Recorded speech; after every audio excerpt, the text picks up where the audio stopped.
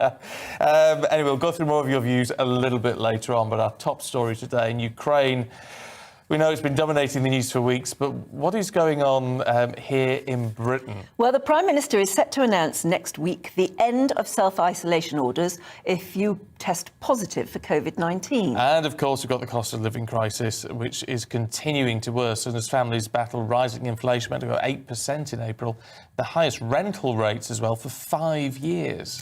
Well, joining us now to discuss these issues is Connor Tomlinson, a political commentator with Young Voices UK. Hello there, Connor. Good morning. And Stephen, I'm not going to be hearing this anti-dog propaganda at this time of the morning. It's terrible. I knew we'd get a reaction from someone. What about this?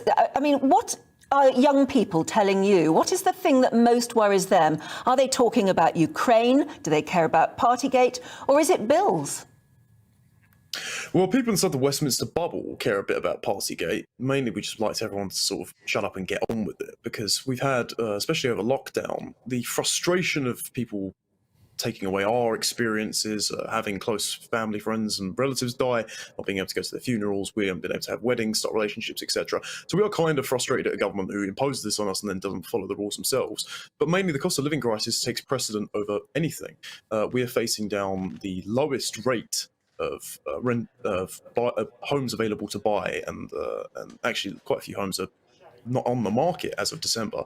Highest rate of rental, inflation has outpaced wage growth. And then if you look at the employment statistics, yes, lots of people are employed, but lots of people are registered self-employed. There are actually less people in regular full-time employment than at the start of the pandemic. So it's really worrying time for us. And I don't normally inject my emotions into any sort of political discourse or analysis, but as a young guy in my 20s, I'm seriously worried I'm never going to be able to afford my own home. And lots of people in the Westminster bubble seem to want to give more money to housing developers and high rises and say projects should go ahead by capacity, but not by actually whether or not people are going to have enough space to live in or be able to ever own it one day. I mean, that's the problem. It's one thing we've talked for years about young people not being able to sort of afford a deposit.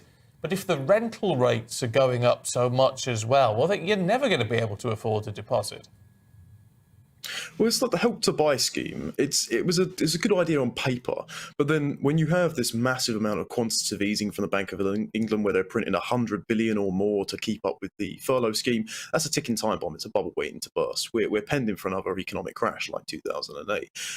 We who haven't got our start in life, we haven't had anything to inherit, who are just sort of starting on the ladder precariously, changing jobs and got university debt, etc. We've been put in a really difficult position of where we're actually not really sure if we're ever going to get the start, because we've had our employment opportunities delayed by 2 years of lockdown. We emerge out into a world where the Bank of England is so sure that inflation was going to peak at 7%, but now it's looking to rise to about 8%. Energy bills are going to go up specifically by about £693 in April, and I think the Tories are going to be definitely punished at the ballot box. That I don't think Partygate's going to matter when people's bills hit the table and then the May elections come in.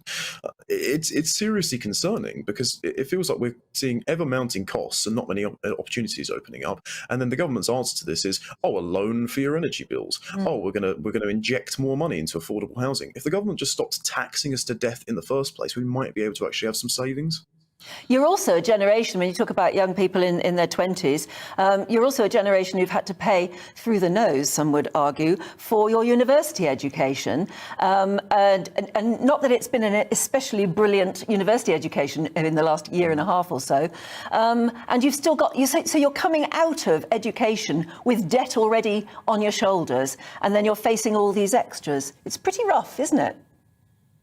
Well, this is the argument we made after the national insurance rise, something that's going to be more money thrown into the bottomless pit of the mismanaged NHS.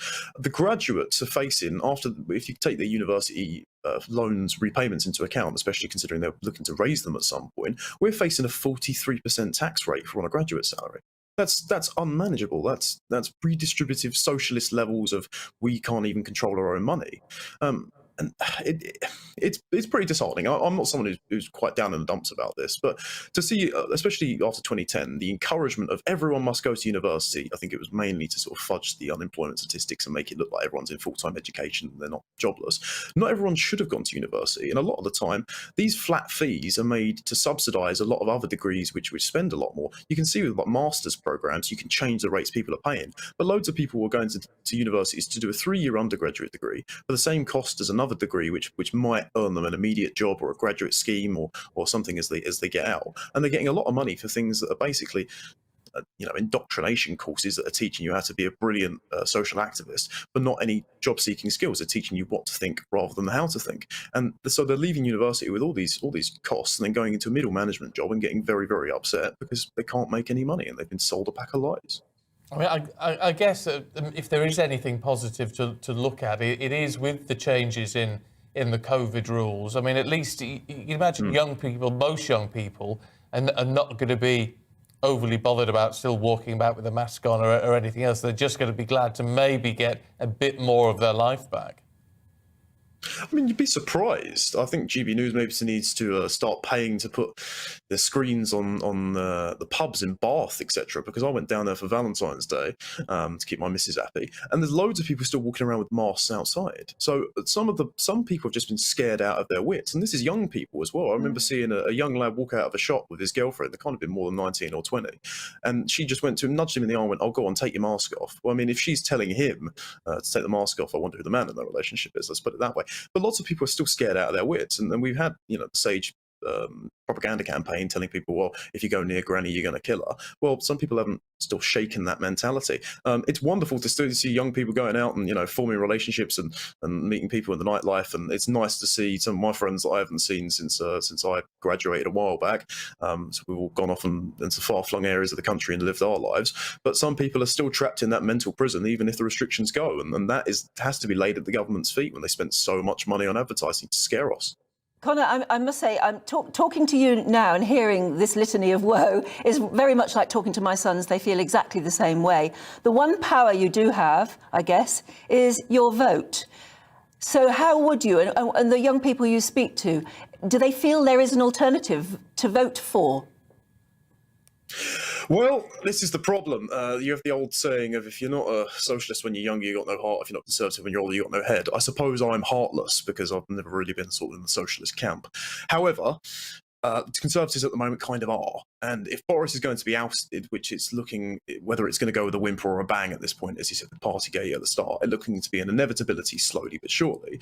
Well, Rishi Sunak's got us in this situation with his tax and spend monetary policy, and if he's next in line, we're all sort of despairing. And so I think it's going to look a little bit like my constituency, Bexley, a little while ago at a by-election. They elected Louis French, but by a much slimmer Conservative margin than in 2019 with James Brokenshire. And it's going to be that if people are sort of Conservative-minded young people, most of them are just going to stay home without apathy. We really need an alternative for sort of low tax, better economic growth, and a more freedom-based future. But currently, I don't really think any of the parties provide that. We'd love it if they would.